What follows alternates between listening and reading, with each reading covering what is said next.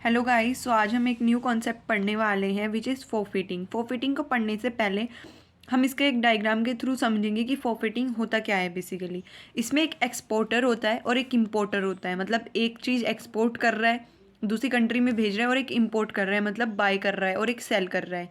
Like the अभी हमने पढ़ा था फैक्टर की तरह ही होता है, लेकिन ये इंटरनेशनली डील करता है।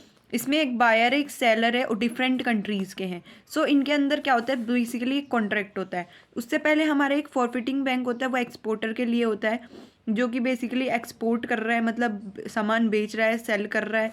और इम्पोर्टर कौन होता है, जो हमारा सामान मंगवा रहा है, मतलब बाय कर रहा है।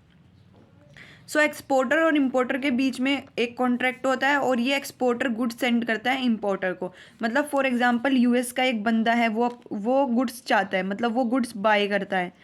सो इंडिया का बंदा क्या करेगा कि गुड्स को सेल करेगा, ये सेल करेगा गुड्स। और जो हमारा यूएस का बंदा है वो बाय करेगा। तो इन ये जो है गुड्स ट्रांसफ़र करेगा एक्सपोर्टर को, और उसके बीच में, दोनों के बीच में एक कॉन्ट्रैक्ट होगा सबसे पहले, उसके बाद ये गुड्स सेंड करेगा। उसके बाद में जो हमारा एक्सपोर्टर होगा, एक्सपोर्टर का एक बैंक होगा जो होगा फॉरफिटिंग बैंक, जो कि डील करेगा उसकी सारी जो भी उसने जो भी उसने एक्सपोर्ट किए हैं, जो भी उसने एक्सपोर्ट किए हैं उन सभी का जो पेमेंट है वो फॉरफिटिंग बैंक रिसीव करेगा। सो ये क्या करेगा कि इसने गुड्स सेंड करे। इम्पोर्टर ने बोला कि अब भाई मेरे को पेमेंट दो, मैंने अपने गुड्स सेंड कर दिए हैं।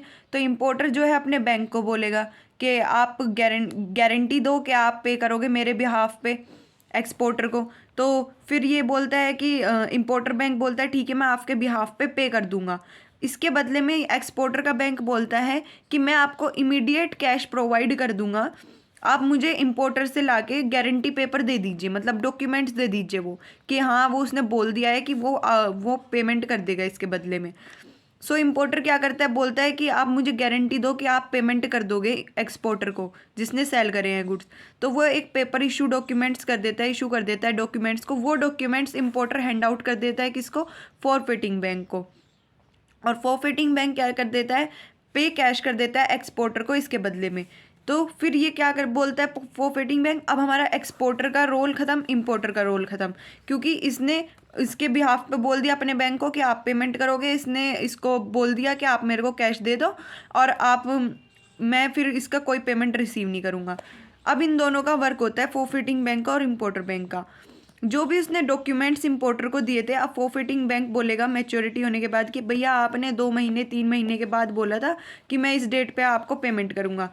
फिर वो डॉक्यूमेंट्स दिखाएगा कि ये आपके डॉक्यूमेंट्स हैं जिसमें आपने बोला था कि आप पेमेंट करोगे।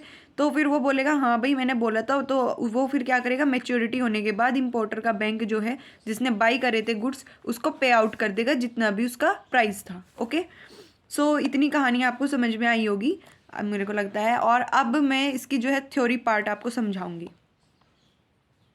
सो forfeiting is a mechanism in which an exporter surrender his right to receive payment against the good delivered or services rendered to the importer. सो इस मैकेनिज्म में क्या होता है कि ये जो एक्सपोर्टर होता है, मतलब जो सेल करता है, ये अपने राइट्स को सरेंडर कर देता है पेमेंट रिसीव करने के लिए। और किसको दे देता है अपने राइट्स की, मेरे बदले में अब फॉरफिटर बैंक पेमेंट रिसीव करेगा। लेकिन उससे पहले ही, वो पेमेंट रिसीव करने से पहले ही जो फॉरफिटर बैंक होगा वो पे कर चुका होगा कैश किसको, एक्सपोर्टर को। Okay, in this way an exporter can easily turn a credit sale into cash sales without recourse him or his forfeiter. ये क्या करता है हमारा फॉरफिटर बैंक, क्या करता है कि ये जो एक्सपोर्टर को क्रेडिट सेल होने ही नहीं देता, वो क्रेडिट होने से पहले ही उसको कैश प्रोवाइड कर देता है। मतलब क्रेडिट सेल्स को उसको क्रेडिट होने से पहले ही कैश सेल में कन्वर्ट कर देता है, क्योंकि कैश दे देता है। और वो क्रेडिट सेल वो खुद कंडक्ट करता है, मतलब अपने आप खुद 2 मंथ्स के बाद या 3 मंथ्स के बाद उससे पेमेंट रिसीव करता है वो इम्पोर्टर बैंक से। Forfeiter is a financial intermediary that provide assistance in international trade.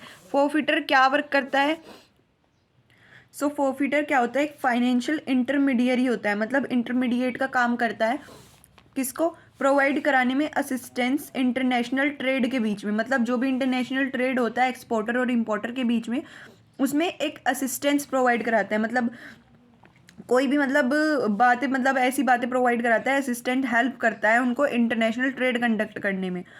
फोरफिटिंग deals in the account of receivable whose maturity ranges from medium to long term.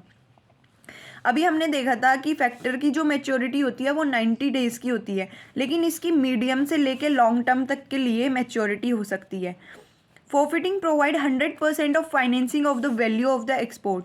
जो हमारा फैक्टर था उसमें 100% फाइनेंसिंग नहीं मिल पा रही थी, 80 to 90% मिल पा रही थी। अगर आपको फैक्टर नहीं पता तो आप मेरी प्रीवियस वीडियोस में देख सकते हैं। और फोरफिटिंग प्रोवाइड द 100%, मतलब जितना अमाउंट हमारा था उसने क्रेडिट लिया था इतना ही हमारा अमाउंट जो है उसमें रिसीव होता है। ठीक है। Forfaiting cost is incurred by the overseas buyer at outside the country. So ये किस में डील करता है? ओवरसीज बायर्स के अंदर। इसकी कॉस्ट कौन इनकर्ड करता है? ओवरसीज, मतलब फोरफिटिंग की कॉस्ट इनकर्ड कौन करता है? ओवरसीज बायर जो होते हैं, या फिर आउटसाइड द कंट्री। ये डील भी हमारा आउटसाइड मार्केट में करता है और इसकी कॉस्ट भी इनकर्ड किसको होती है? ओवरसीज बायर को, मतलब जो buyer out of the country के हैं। It deals with negotiable instruments like bills of exchange and promissory notes. ये हमारा डील करता है नेगोशिएबल इंस्ट्रूमेंट्स में, लेकिन हमारा फैक्टर डील्स नहीं करता था नेगोशिएबल इंस्ट्रूमेंट में, और ये यूज़ करता है bills of exchange and promissory note अपनी क्रेडिट ट्रांजेक्शन को कंडक्ट करने के लिए। नेक्स्ट है forfaiting exist in the secondary market. और हमारा जो फोरफिटिंग है वो हमारे सेकेंडरी मार्केट में एग्जिस्ट करता है। Okay, so if you like this video please subscribe my channel and thank you.